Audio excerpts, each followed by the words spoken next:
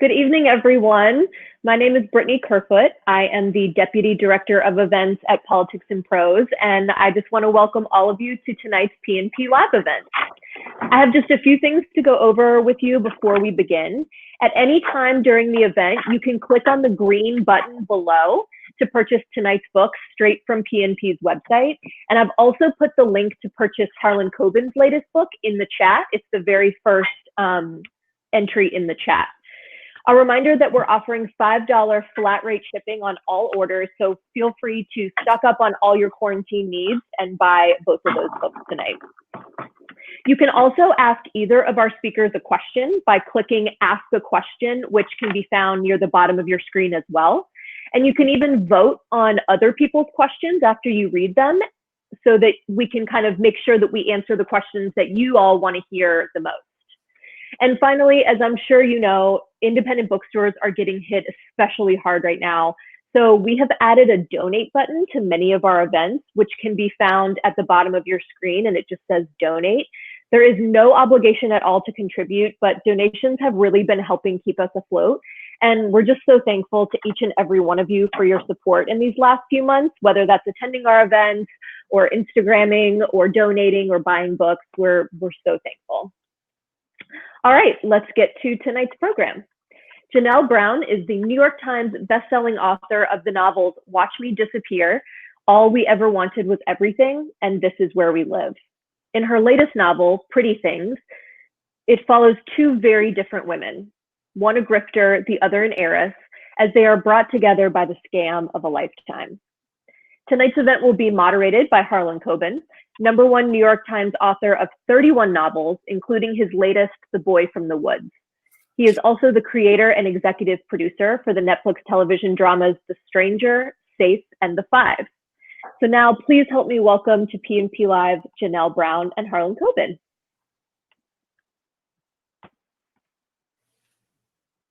Hi, guys. Hey. Hi. Hi.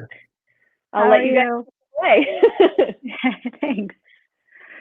Janelle, do you want to start with the reading, or how do you want it? Sure. Janelle's going to do a quick reading. Before Janelle does, quickly, just to introduce for those who don't know what she's going to be reading, Pretty Things, okay. A friend, I get 1 million books sent to me for the purposes of blurbing, and I would love to do them all, and I can't even do a small percentage, but a friend said, just give Janelle Brown a few pages, and I was completely hooked. I gave a very enthusiastic, what we call blurb, and this is actually the first time Janelle and I are meeting in person after. I also, when they asked, the Today Show asked me to recommend a thriller for you to read right now. I did it last week or the week before with Al Roker. I actually recommended Janelle's book, so it's a thrill for me to finally get to meet and ask Janelle some questions.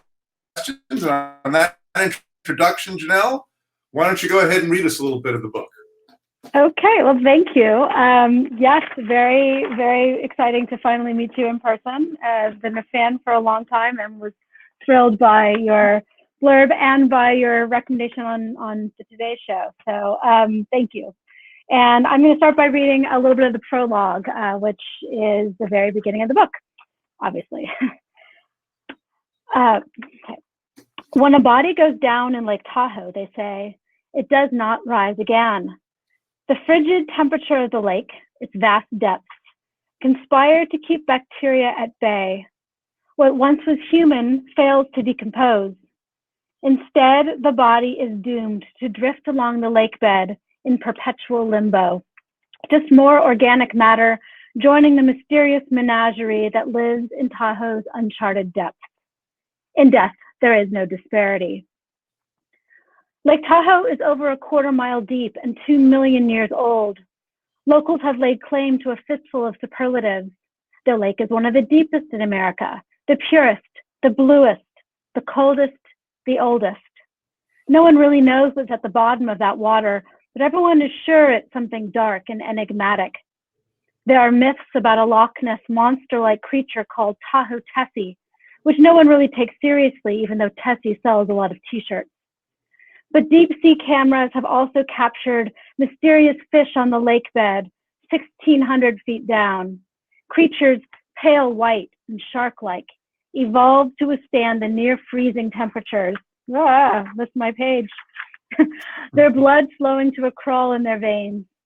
Creatures perhaps as old as the lake itself. And then there are the other stories. Stories about how the lake was used by the mafia as a dumping ground for its victims back when they controlled the Nevada casinos. Stories about the gold rush railroad barons who considered the lake a convenient mass grave for the Chinese migrant workers they worked to death building the tracks over the Sierras.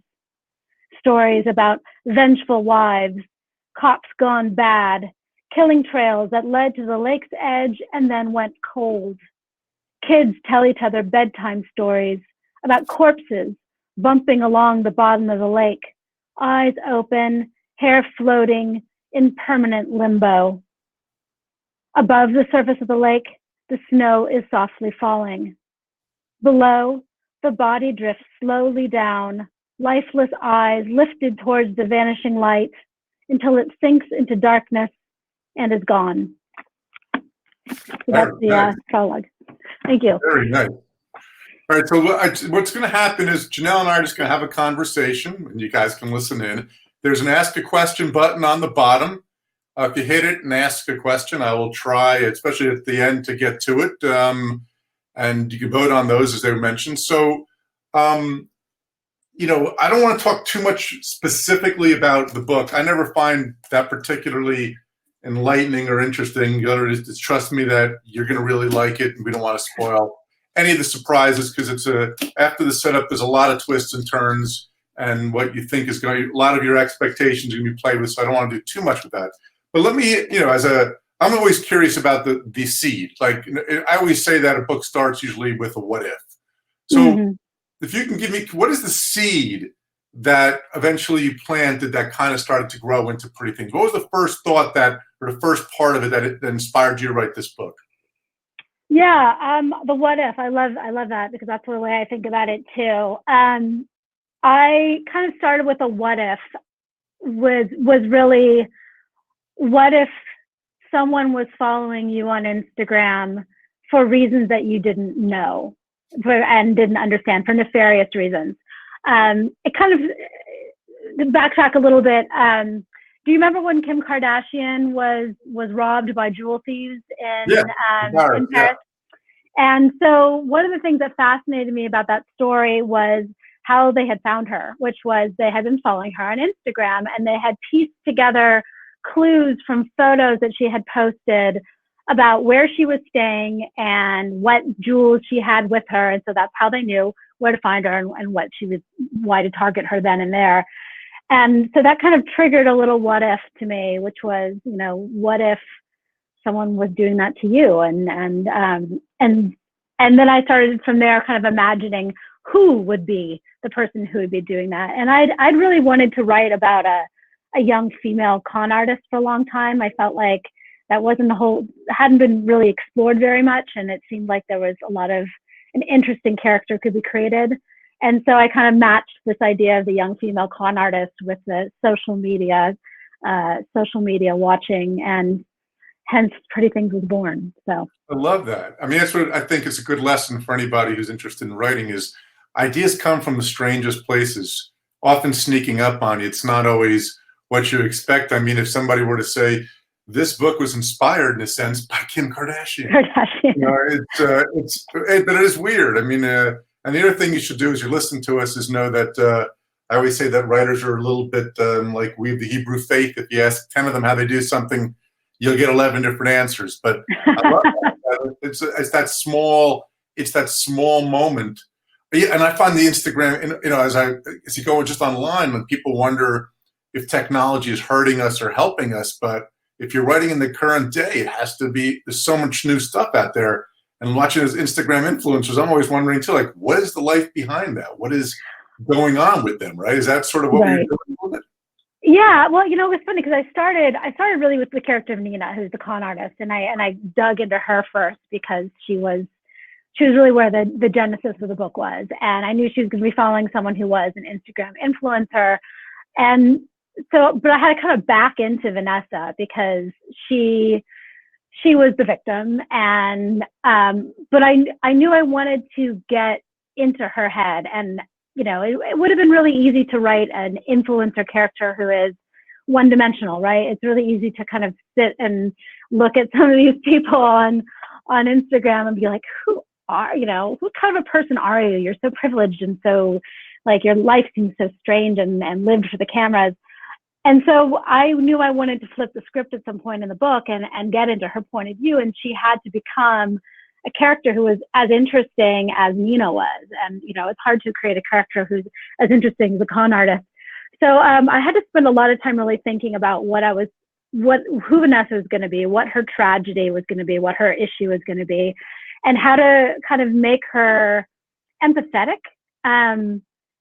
And someone that we could judge at first, but then once we're in her head, you really start to relate to her as much as you relate to Nina, which is, easier said than done. But then that became kind of one of the themes of the book ultimately, was about judgment from a distance and getting past those surfaces and knowing the person underneath.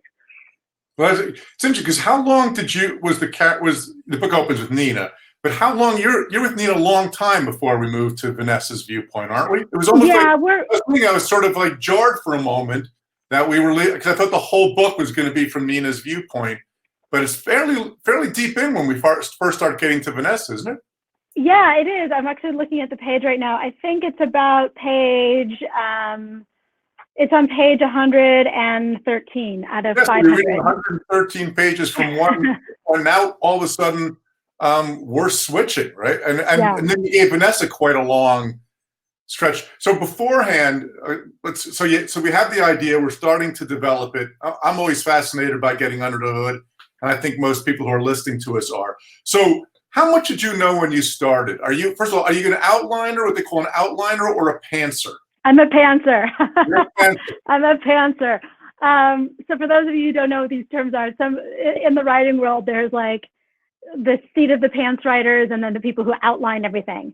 And I'm definitely more of a pantser, because I feel like the way I will start an idea and I'll have a rough outline. I mean, I'll have a rough, like a half page outline maybe of what I think the arc of the book is going to be and what I think the major points and turns will be in the book.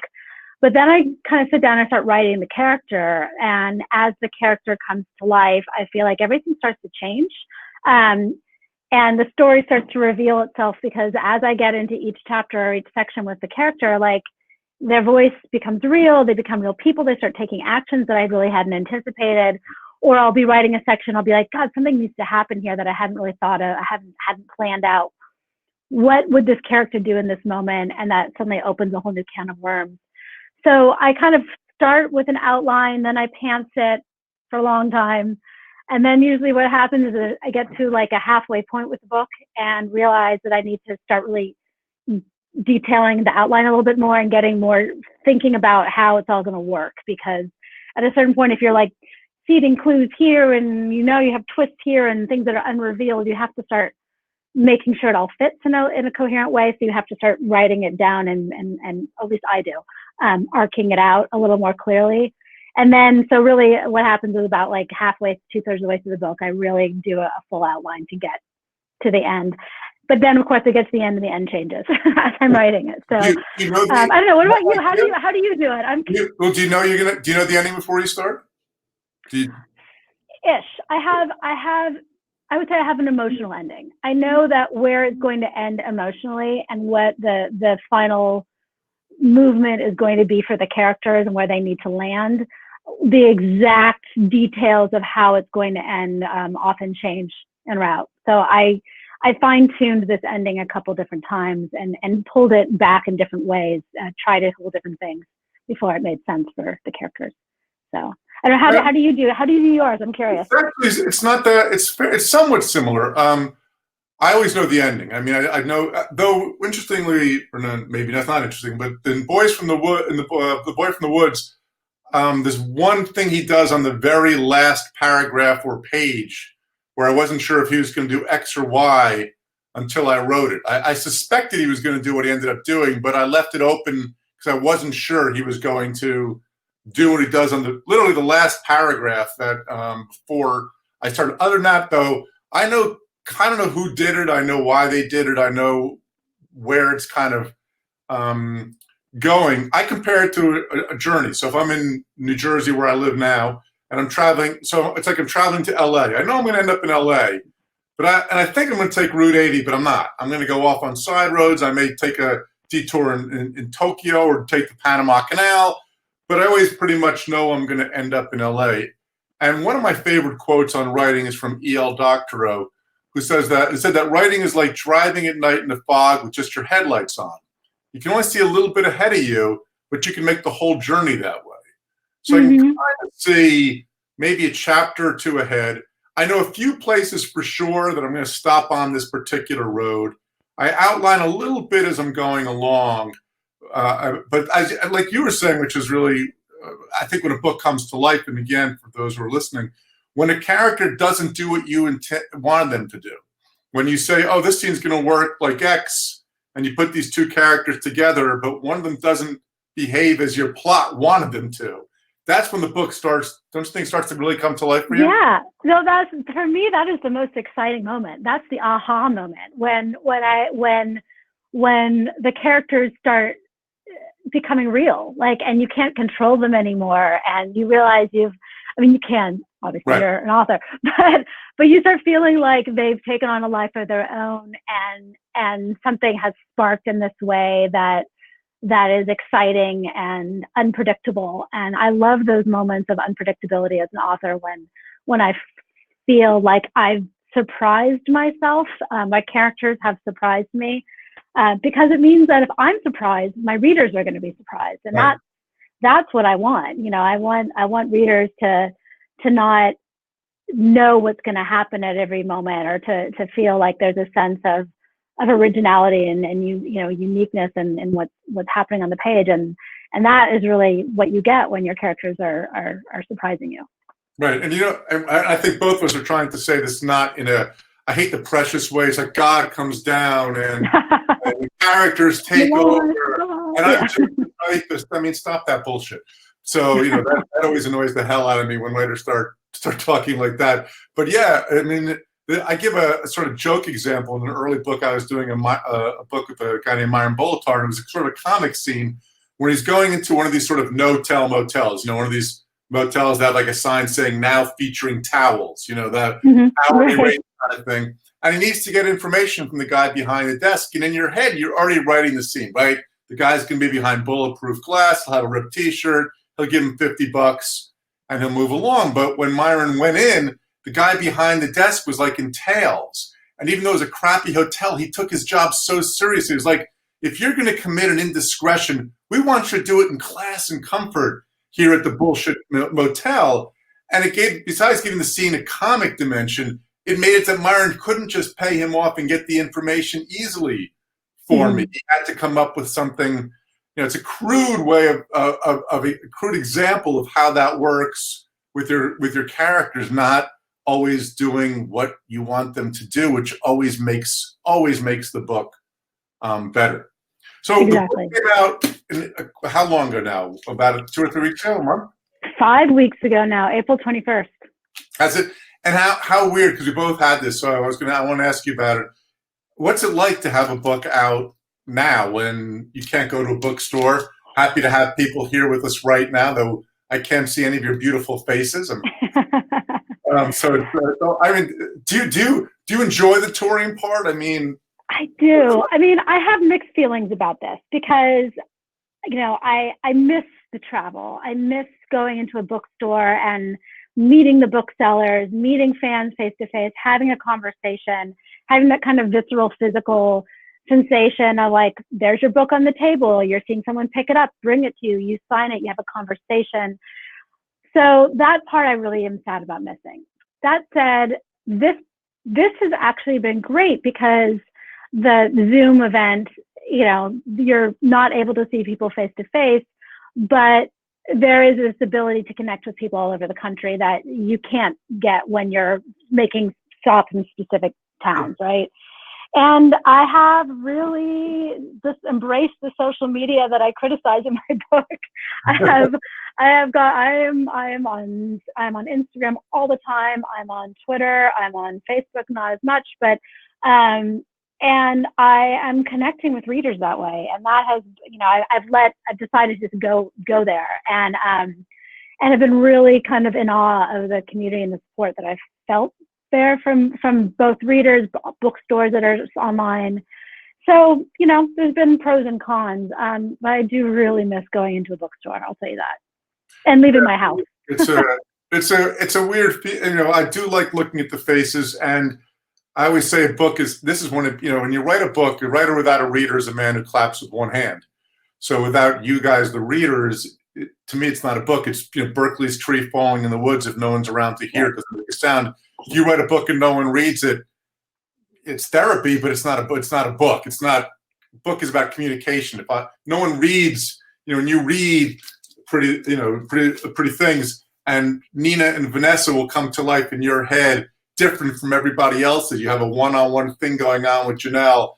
That, I think, as a writer is what makes it special. And still, after I've done 30, I think I've sent my 32nd book out. That's still the part that jazzes me the most, is that kind of one-on-one connection that we still have, but we don't quite get to see, which is why social media is not a bad substitute. I know, right. I see you being active.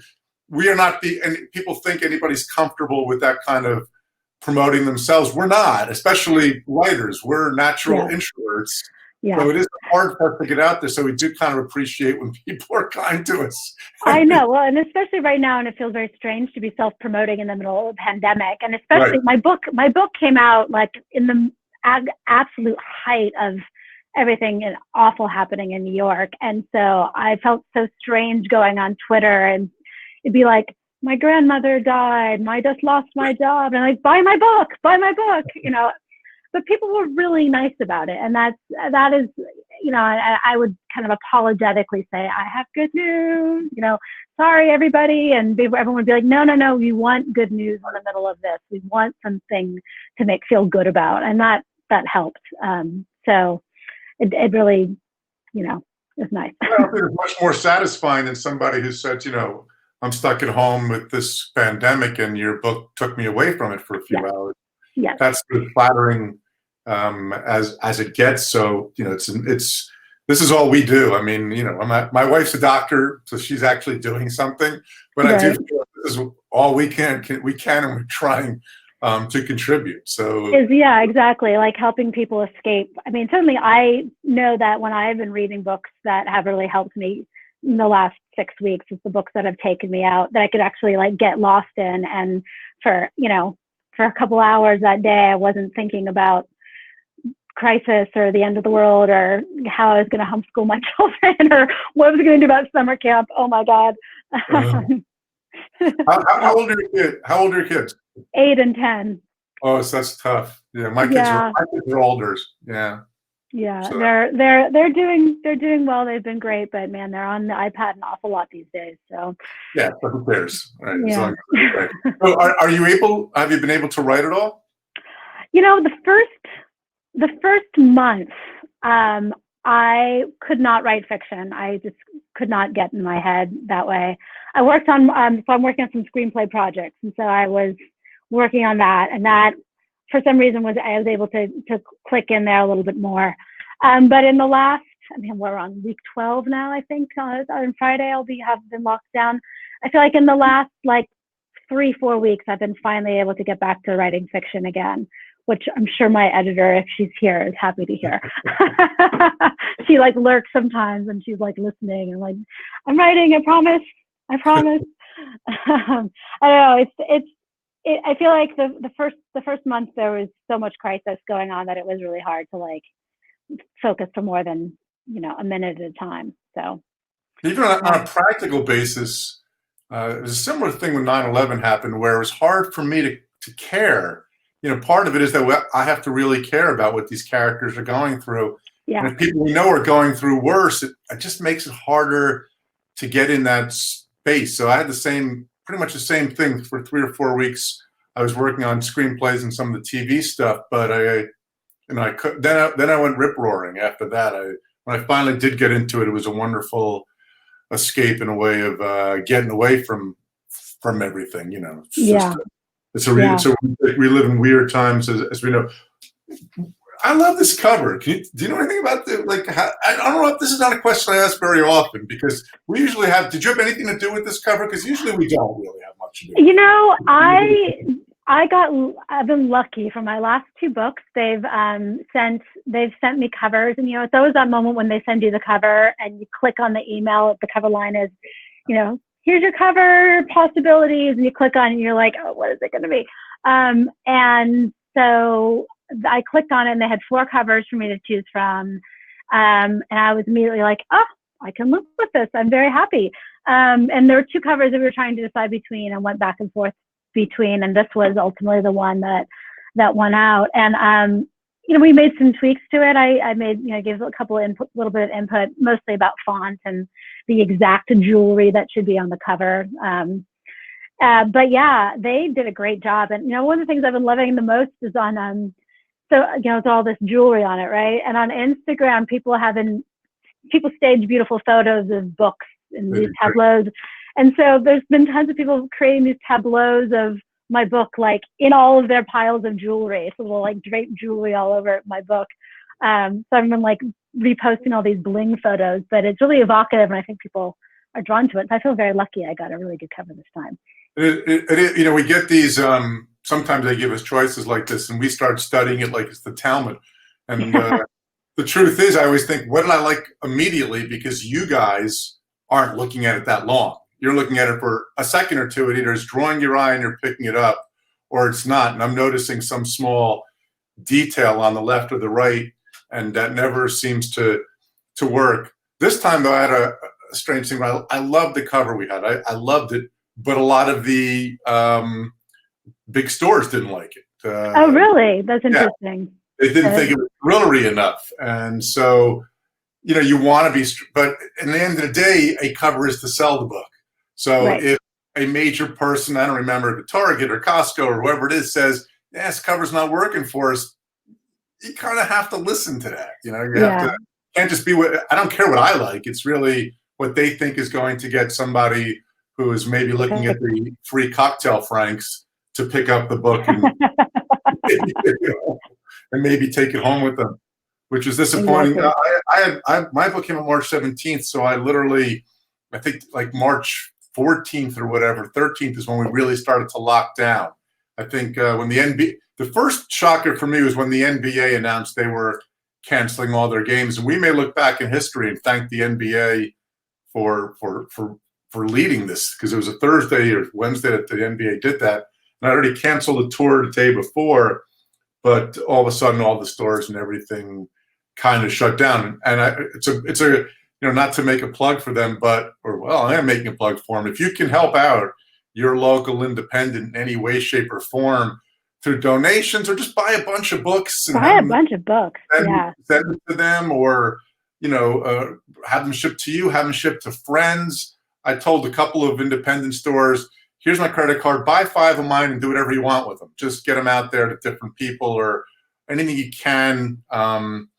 Because your community, I think you'll agree with this, Janelle, your community is so enriched by having a good independent bookstore. Yeah, absolutely. Every community that has one, it's just, you know, otherwise it's going to be a gap, right? You don't need another gap. So even if you have to pay a little bit more, it's kind of worth it to have something like that in your town.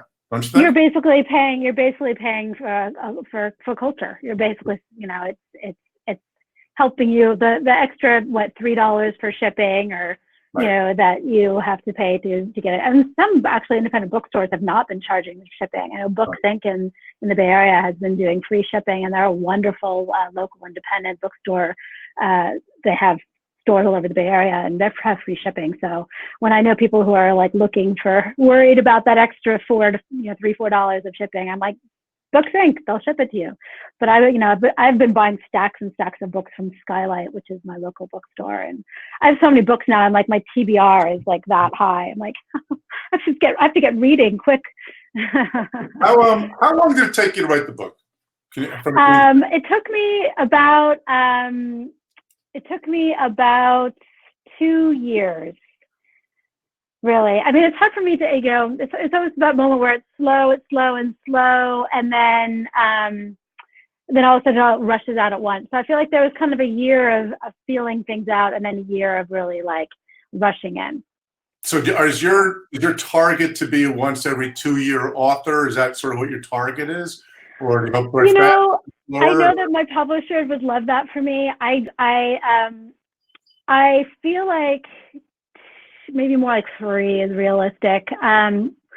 We'll see. I'm I'm working on this thing right now, and we'll see how long it takes. But I don't have I had my gaps between my books. Like my first book, my 2 years between my first and my second book, 7 years between my second and my third book, 3 years between my third and my fourth. So I've been all over the map. But between my second and my third, I had 2 kids, and so yeah. But sometimes when you're stuffed with stuff, like when my kids were young and around a lot more, I didn't write any slower. If anything, I wrote faster, because when I had 2 or 3 hours, I really had to make them count. I couldn't just sort of sit and drift off a little bit. Do you find that at all? I always heard people saying that when I had kids, and then it didn't end up quite working for me that way, because part of what happened for me was if I had 3-4 hours of escape from the children, I was like, grown-up time, and I'd like read the news, or it took me it took me a while to get there. I feel like actually now, in the middle of this pandemic period, when I'm actually valuing those few hours that I have a lot more, I feel like I've locked it in a little bit better.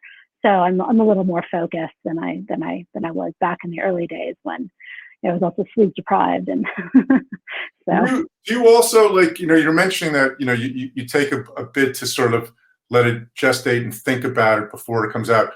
I contend sometimes that my best writing is done when it's already done before I sit down, when I already have it in my head what's going to happen as I sit down, and I can just kind of explode it out. Yeah. I like to think of whatever, worked it through my head a little bit, or taking a few notes, and now I kind of know where I'm going. Do you find the same thing, that you reach a stage where that sort of happens, and then of course you sputter, but you can do it for 30 or 40 pages that way?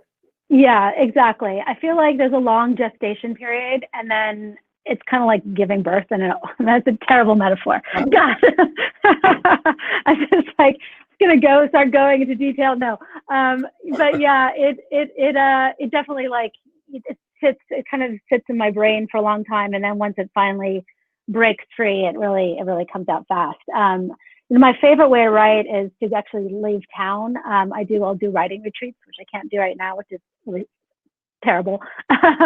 But usually I'll go away for 4 or 5 days with a friend who's also a writer, and lock ourselves in a cabin in the woods. And I'll write for 12, 14 hours a day, and I can write huge chunks of the book in over the space of 4 or 5 days, and it just kind of all. Is this a real retreat, or is this a self-created retreat? In other words, this is one self-created. I've never been to a formal retreat. I've never done Yaddo or U-Cross or any of those ones. I'd love to, but I haven't really figured out how I would even leave for 4 weeks, 4 weeks from my family. Maybe now I could get it. Now I can wrap my head around it a little bit more. I'm like, I love my family. I would love to have 2 weeks alone in a cabin. We would be able to be focused, But yeah, I just going and renting a cabin somewhere. Airbnb has been great for my writing. What are your top, if you were to give 2 or 3 of your top writing tips? We're often asked about that. What is your writing wisdom that you've discovered? I feel like I have 3 general writing tips that I always give. One is just write it down. It doesn't matter if it's good or not. Just get it on the page. I feel like I would have been so much better writer if I had just written faster earlier, and then realized that most of the work is done in revision. And it's really, once you have a finished product, you can go back and change it as much as you want. Just get it on the page. For early writers, I highly recommend joining a writers group of some sort, whether it's taking workshop, writing extension class, or joining a collective of other aspiring authors who are will share pages. Just getting feedback was really, really important to me. And then the third one that I had was give yourself a word count goal. Try and shoot for 1,000 words a day or 200 words a day, whatever works for you.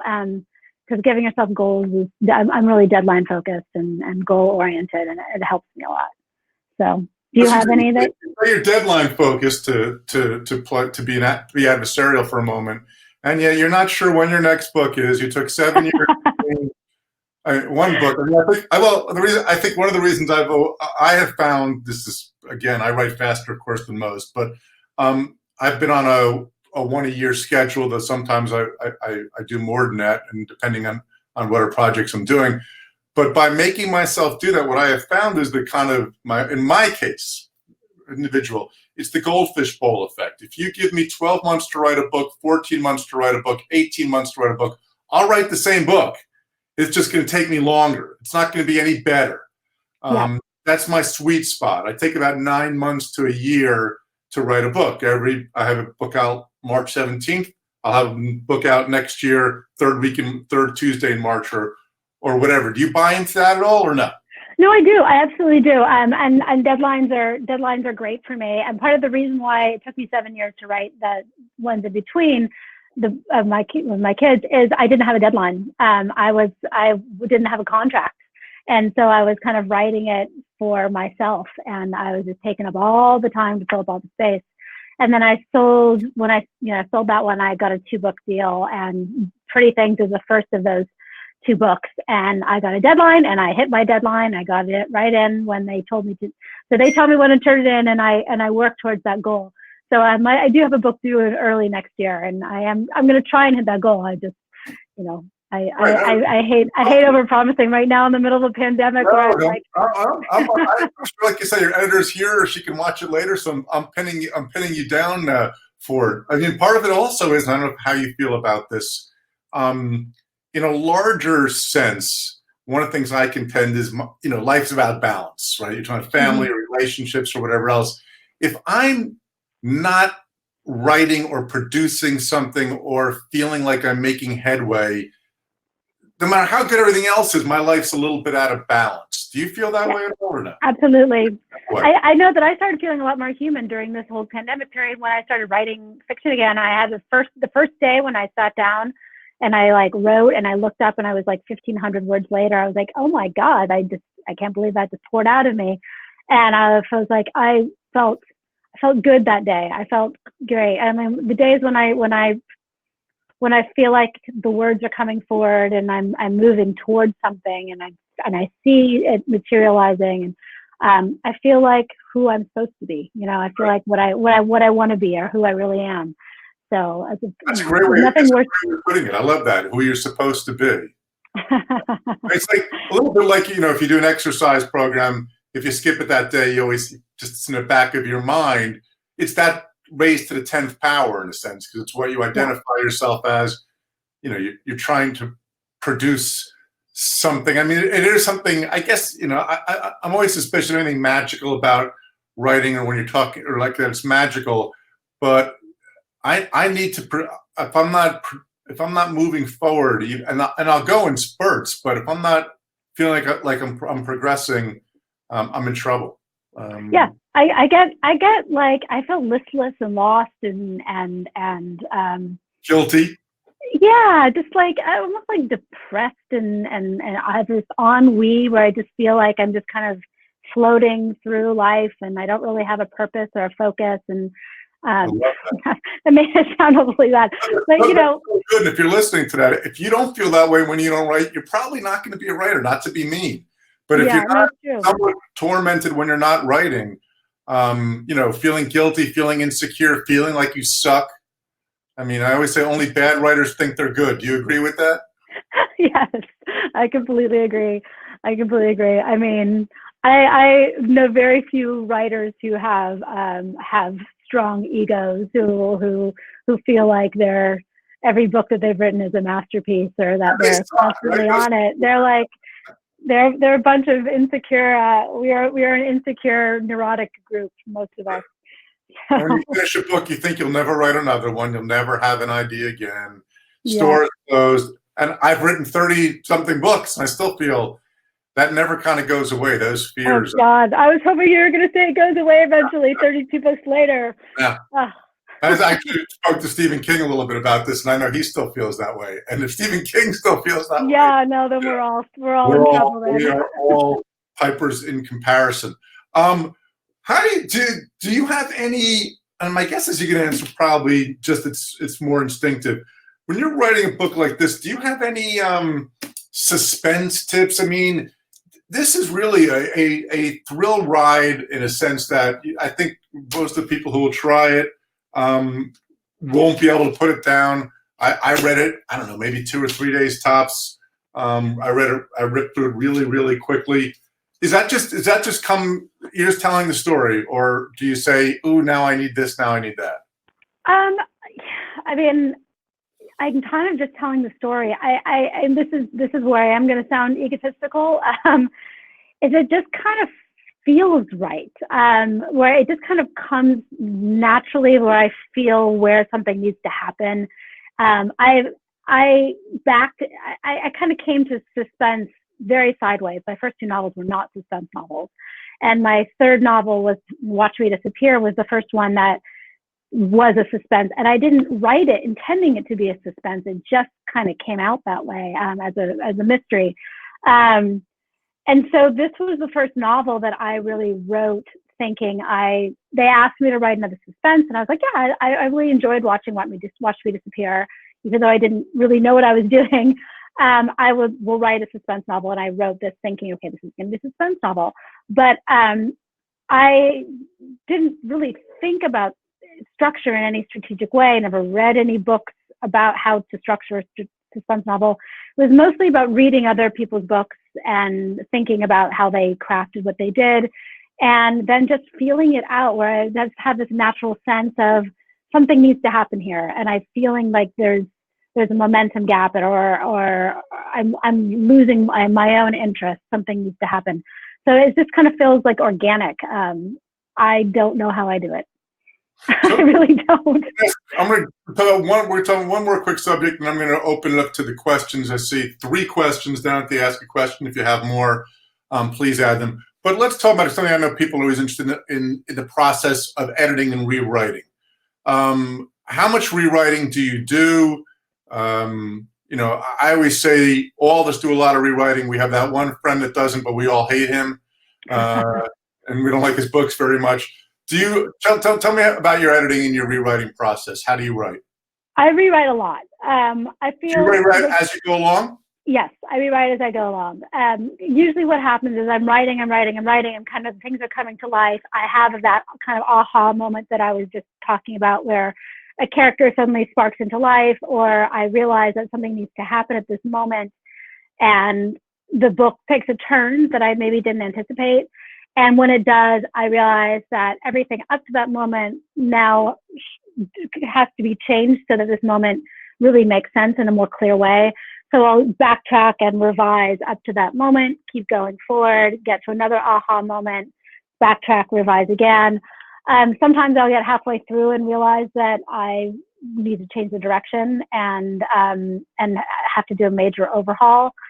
But usually what happens is the first half is kind of slow and much more starts and fits and figuring things out, and do a lot of revising of that. And then once I get to that a certain kind of halfway or maybe 2/3 point, the rest just comes really fast, and I just write to the end.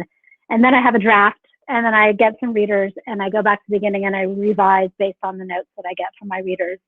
And then I'll turn into my editor and do another draft based on their notes, her notes. So I'd say similar. I mean, I rewrite as I go along. I don't necessarily write like, let me go this way, like this. I kind of write like this. Where often almost each day I go back and I rewrite to sort of get a running start, and then every maybe 75 pages or so, I go back to the beginning. And one of my favorite writing tips is that you can always fix bad pages, you can't fix no pages. So Yes. get it down. I mean, throw it up. Whatever you have to Exactly. do. I've learned to turn off that voice in my head that paralyzes me and tells me this really is bad, because most of the time the next day it's not as bad as you think, and the stuff you thought was great sucks. So you really don't, you really don't know. And even things in your life you think, oh, that was a really bad day, or I look back, I look at, I'm sure you look at this book, you can't tell me what you wrote on days when it came slow, what you wrote on days when it came easy. It all comes out in the wash. So if you're trying to write, let's make it fast. All right, I'm going to click this ask a question button and see what we got here. Okay. Okay, Janelle, when you write books from different perspectives, do you write each perspective story separately or together as you go? Did you do it in chronological order? I do it chronologically. I stay with one character as long as I can until the natural transition point feels like I'm ready to move into the other character's head.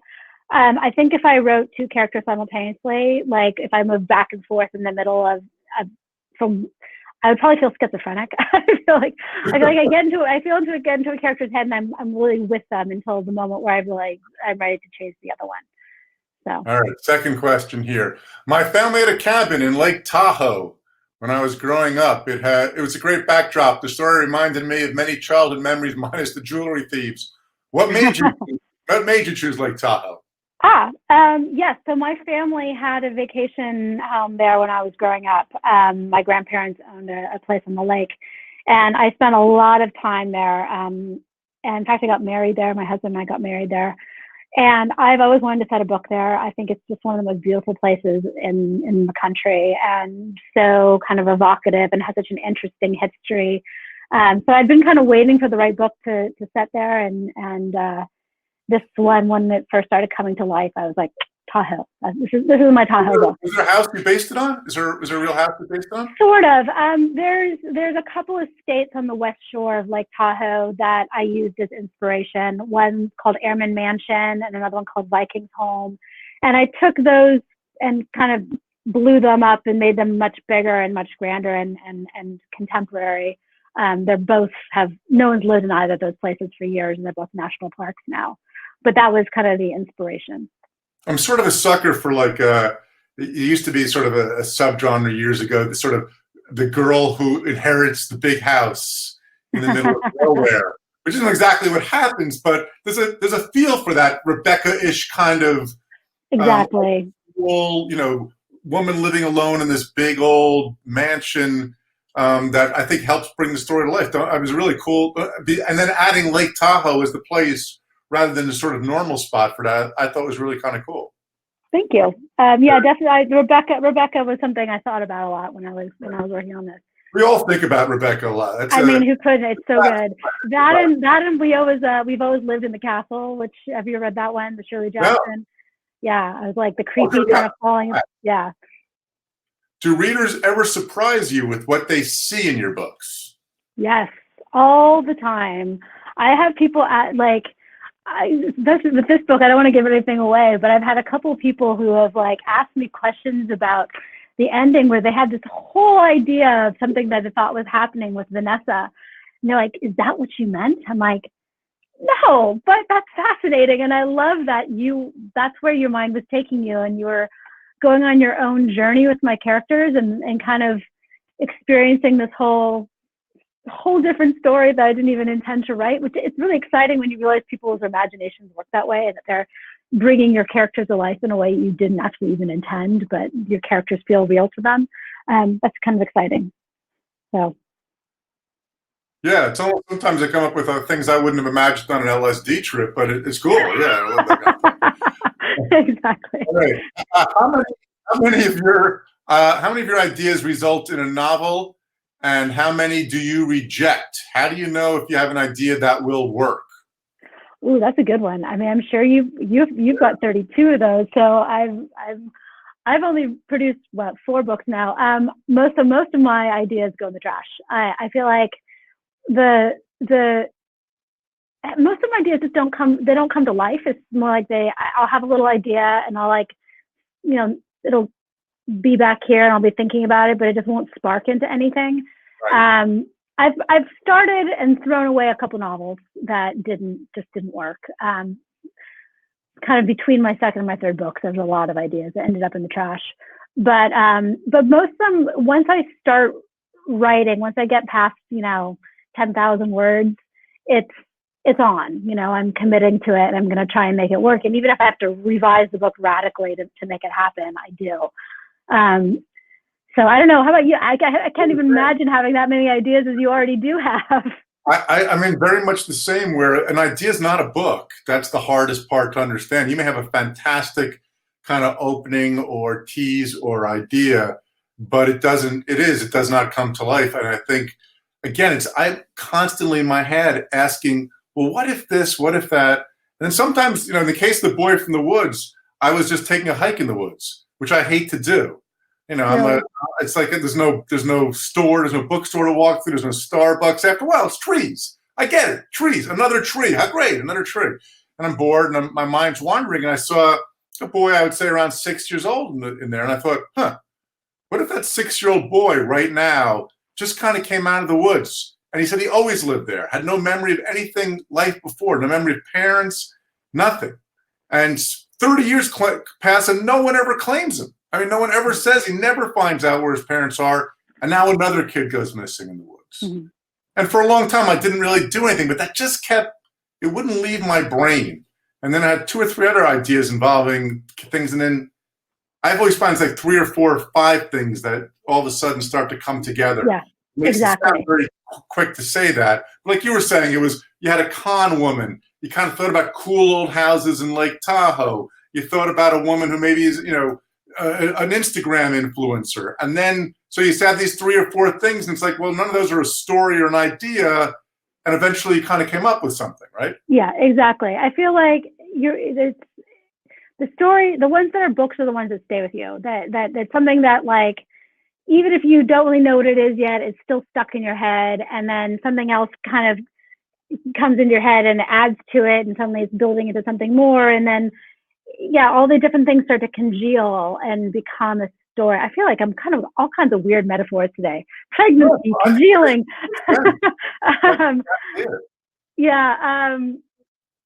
Like they stick to each other. Ideas stick to each other and become something more. And those are the ones that become books.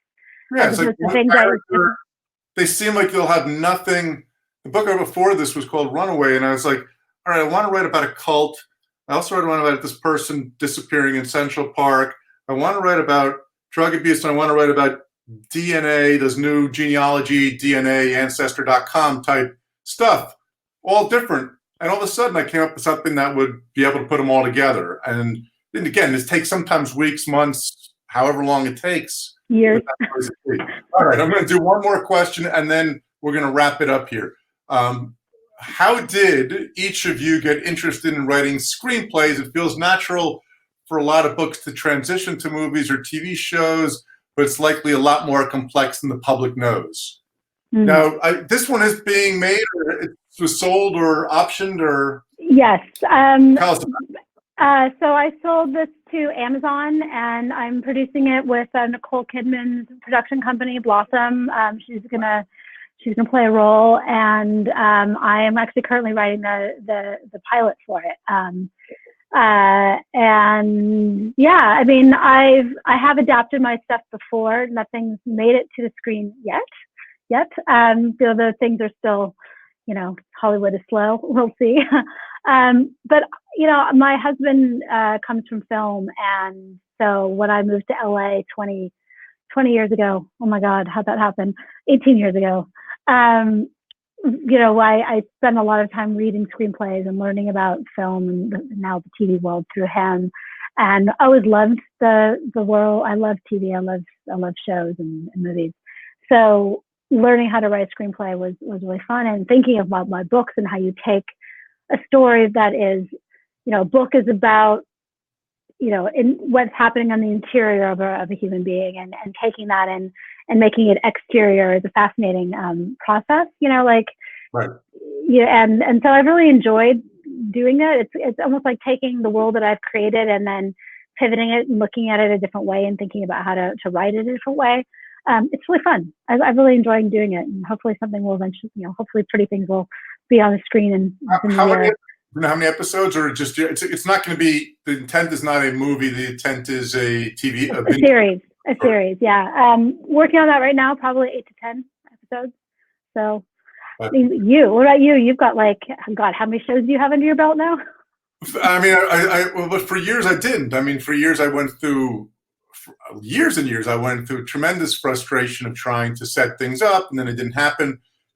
But most of it was I didn't really get involved, mostly because I liked the novel writing a lot more than I liked the screenplay writing.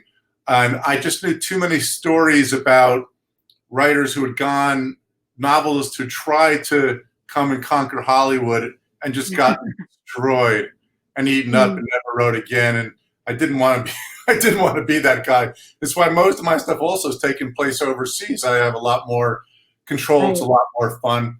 And I also look at the adaptations. I'm not a fan of being slavishly devoted to the text. I look at it like when I write a novel, I think of myself as a singer-songwriter, right? And I recorded a hit song. And now if I have it remade somewhere or somebody's covering it, I don't want it to sound the exact same as mine. That wouldn't be any fun. So I'm very open to making, and I have in all the productions that I've been lucky enough to do, and have a couple more coming out. The Woods will be next, coming out June 12th on Netflix. And that was a Polish series made with Polish actors, and we changed the setting and the kind of summer camp and everything. It was so much fun, and I love this series. I love what we've done with it.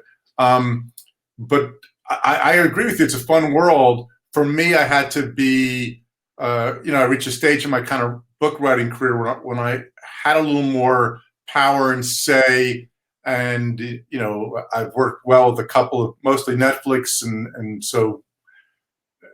And it's fun. I mean, writers are supposed to sound like we're above it, but you go on set. Like when I first went on set for The Stranger, and I'm looking at 200 people putting it together. I'm thinking, I had this dumb little idea in this room, and now 200 really super talented, wonderful people, and it's fun to collaborate after what we do is really solo. Yeah. So I'm excited for that. Yeah, sure. It's. I hope it happens. It is. You can pretend otherwise, but it's cool. And if writers find it cool, then find something else to do. I'm going to wrap this up and bring. Are you coming back in? Are we supposed to recommend our books? Yes. Yes. And someone asked us in the chat. So oh my God! My son just posted in the chat. My 8-year-old. I think it's either my 8-year-old or my 10-year-old. One of them. Yo, what's up? Hi, kids. That's amazing. Someone asked this in the chat who was not your son, and it's something that we want to know too. What are you both reading while you're in quarantine? And Janelle, we can start with you. Okay. Well, I just finished Harlan Coben's new book, The Boy from the Woods, which is great. Yeah, and I'm about to start, in fact, I highly recommend this. My mother and my sister and I are doing a virtual book club together, and I bought a copy of the book of V for my mother and my sister, and it was kind of our gift to each other. So everybody who's in the chat room, think about buying my book and Harlan's book and doing a book club from Politics and Prose. And for all of your family members, and do a virtual book club. It's really fun. We're really excited about that. And I also am about to read the new book by Ivy Pachota called These Women, which is also a kind of very modern thriller about a serial killer, but written kind of from the perspective of his victims who are prostitutes.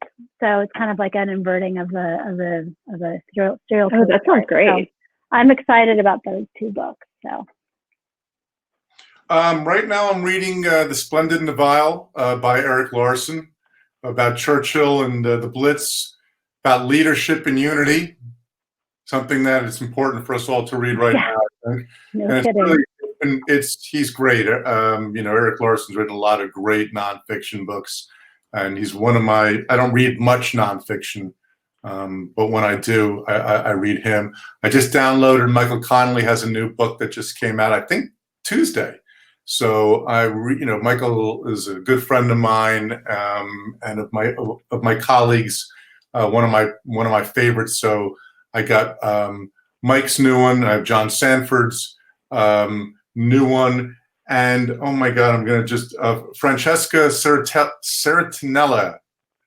Oh yeah, I've heard about that book. Came out, or maybe it's coming out. It's another advanced copy that I read. It's called The Ghost of Harvard. She's Lisa Scottolini's daughter. Lisa Scottolini, another favorite of mine. And so the same way, I love to be able to have someone like Janelle, like someone I get really excited about that I can share with readers, because I know every reader's looking for the next person that will be their steady read. And for those who are, I assume there's a lot of Janelle fans that are already on, but for those who haven't yet discovered Janelle, you'll right away go back and also read Watch Me Disappear. Watch Me Disappear. Watch Me Disappear was my last one. Yeah. Yeah. So I mean, I think I'm thrilled to be able to find. A couple of years ago, it was Attica Locke, who I was very excited about and was promoting. Who blurbed my book as well. She's fantastic. Right. I love her book. Yeah, Attica was the person that I found the same kind of way, and so I love to do this, and it's a great feeling. So I'm really encouraging people to read Janelle's book, and that's it. Well, thank you for doing that. I really appreciate that, and I think right now more than ever, word of mouth and recommendations are critical for getting word about books out, because there's just no place that does coverage anymore. It's so few outlets for books coverage. So having authors talk about other authors is really important. So thank you, and everyone buy the book from Politics and Prose. Buy both of our books, all of these books. Click on all of those links and buy yourself a big stack of books. You can buy them all in $5 shipping, no matter how many you order. So it's the exact right time to buy as many as you can. Janelle and Harlan, thank you guys so much for doing this. This was such a great event. I wish both of you all the success on your new books. So sorry it had to happen during a pandemic, but at least we have some kind of outlet where we can celebrate you guys. Right. Thank you. Thank you so much. Thanks to everybody who showed up. It was really fun. Janelle, I'll see you again soon. It was really fun talking. Thank you, everybody. Thank you, Politics and Prose. Bye, everyone. Bye.